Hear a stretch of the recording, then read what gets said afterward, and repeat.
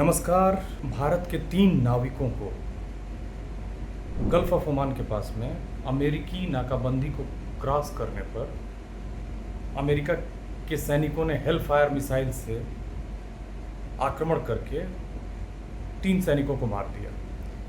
3 सैनिकों के परिवार जनों के घर में दुखों का पहाड़ टूट पड़ा है और भारत सरकार की तरफ से अमेरिका के जो प्रतिनिधि हैं या अमेरिका के जो अधिकारी हैं उनको कड़े शब्दों में कोई मैसेज नहीं दिया गया है। मार्को रूबियो ने, जो वहाँ के विदेश सचिव हैं, उन्होंने साफ साफ कहा है कि जो भी अमेरिका की नाकाबंदी को तोड़ने की कोशिश करेगा या फिर वो नियमों को तोड़ेगा, उसके ऊपर हमला होगा। दूसरी बार जब उनसे संपर्क किया भारत के विदेश मंत्री जयशंकर ने, तो उन्होंने कहा कि अमेरिका के नियम को तोड़ने पर अमेरिका की मिलिट्री चुप नहीं बैठेगी। दोनों बार उन्होंने साफ साफ मना किया और डांटा एक तरह से। अब देखिए 2001 में चीन के खिलाफ अमेरिका की का हवाई जहाज़ चीन की के करीब जो अंतर्राष्ट्रीय सीमा है उसके आसपास उड़ रहा था और उड़ने के दौरान वो चीन की काफ़ी सीमा के पास चला गया था।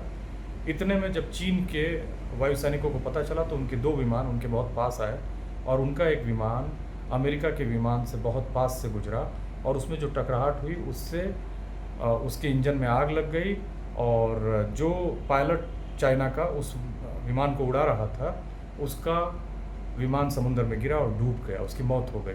उसके बाद अमेरिका का भी जो विमान था जिसमें 24 लोग थे, चालक दल के साथ साथ टेक्निकल कर्मी थे, उन सभी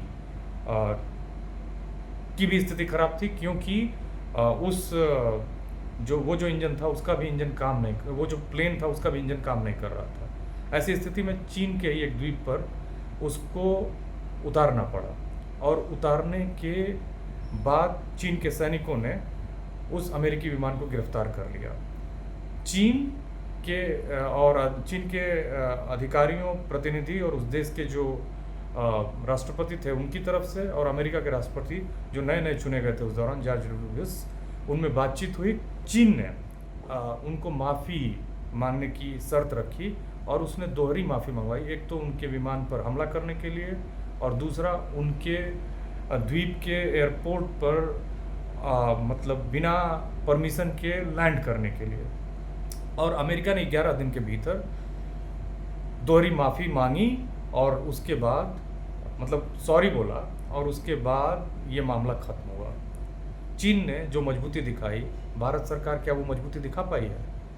यहाँ इन भारतीय सी फेयरर्स के परिवार के लोग रो रहे हैं। भारत के 13 लाख सी फेयरर्स पूरी दुनिया की जहाज़ों में काम करते हैं। ये जो जहाज़ जिसका नाम MT सेटेबेले है, MT का मतलब होता है मैरीटाइम, सेटेबेले का मतलब होता है ब्यूटीफुल 7 और ये इटालियन नेम है। एक्चुअली इस शिप पर पलाऊ एक देश है उसका झंडा लगा हुआ था, मतलब पलाऊ का ये शिप था जिस पर काम करने वाले लोग भारत के थे और 24 लोग भारतीय थे जो काम कर रहे थे।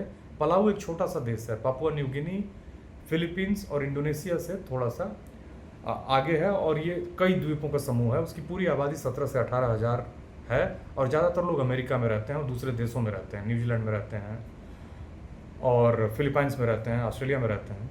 और उसकी जो इकोनॉमी है पर्यटन है और कुछ समुद्री पैदावार होती है, उससे उनकी इकोनॉमी चलती है। कुल मिला के पलाऊ का शिप था और यहाँ के हमारे लोग उस पर काम करने वाले थे। 3 लोगों की जान चली गई और वही नहीं, भारत की जो एक और शिप है MT मेरीवेक्स, उस पर भी हमला हुआ, MT जलवीर पर भी हुआ। और बताता चलूँ कि वो तो गल्फ ऑफ ओमान में था वो शिप और ओमान की बचाव दल ने आके उन कर्मियों को बचाया, उनकी जान बचाई और उनकी जान बची है। लेकिन भारत की तरफ से कोई भी तगड़ा मैसेज नहीं गया है और जिससे जनता में काफ़ी रोष है।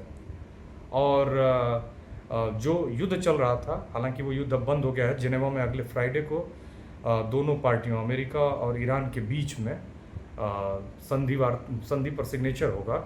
लेकिन इजराइल इस संधि से खुश नहीं है क्योंकि इजराइल को लगता है कि कहीं ना कहीं अमेरिका ने ईरान को छोड़ दिया है या उसका जो इंटरेस्ट है वो सर्व नहीं हुआ है। लेकिन अमेरिका इस युद्ध में 30 से 40 बिलियन डॉलर खर्च कर चुका था। और ये युद्ध जो था 28 फरवरी को शुरू हुआ और 3 महीने चला है। इसमें भारत जैसे देश को भी काफ़ी नुकसान हुआ है। जो हमारी गैस आती है 90% के करीब कुवैत से, कतर से, बहरीन से, यूएई से, सऊदी अरेबिया से, उसमें बहुत कटौती हो गई थी। पेट्रोल और डीजल में हो गई थी। इससे भारत में ऊर्जा के क्षेत्र में बहुत बढ़ोतरी हुई और ये इसकी वजह से संकट बढ़ा, मुश्किलें बढ़ी। अब स्थिति ये है कि भारत के जो सी फेयरर्स हैं, जो 13 लाख के आसपास लोग काम करते हैं, वो भारत में पैसा कमा के रेमिटेंसेस भेजते हैं।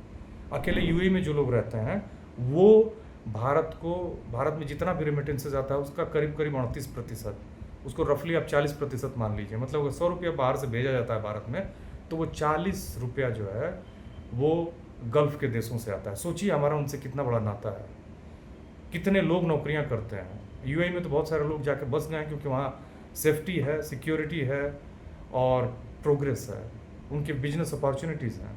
तो बहुत सारे लोग यूएई में जाके बस गए हैं वहाँ, जबकि क्लाइमेट बहुत अनुकूल नहीं है उसके बावजूद भी।